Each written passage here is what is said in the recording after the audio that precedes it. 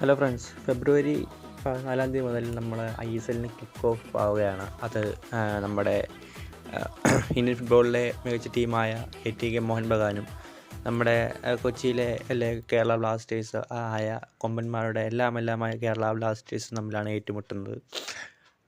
ആ മാച്ചിൻ്റെ തുടക്കവും കാര്യങ്ങളൊക്കെ ആയിട്ടാണ് അതിൻ്റെ ഡീറ്റെയിൽസ് അതെല്ലാം നമുക്ക് അന്നത്തെ ദിവസം നമുക്ക് അറിയാൻ പറ്റുന്നതാണ്. ISLൻ്റെ അനിശ്ചിതത്വങ്ങളൊക്കെ തീർന്ന് രണ്ട് ടീമുകൾ തമ്മിൽ ഏറ്റുമുട്ടാൻ പോവുകയാണ്. അതിൻ്റെ എന്താണ് ഫെബ്രുവരി 14 തീയതി നമുക്ക് എന്താണെന്ന് വെച്ച് കഴിഞ്ഞാൽ നമുക്ക് അന്നേരം കാണാൻ കഴിയും. കാരണം ഏറ്റവും മികച്ച ടീമാണ് മോഹൻ ബഗാൻ. കാരണം അവർക്കൊരു വിദേശ താരങ്ങൾ പോലും കുറവില്ലാതെയാണ് അവർ വരുന്നത്. പക്ഷേ കേരള ബ്ലാസ്റ്റേഴ്സിന് ഒരു വിദേശ താരങ്ങൾ പോലും ഇല്ലാതെയാണ് കേരള ബ്ലാസ്റ്റേഴ്സ് അവർക്കെതിരെ കളിക്കാൻ വരുന്നത്.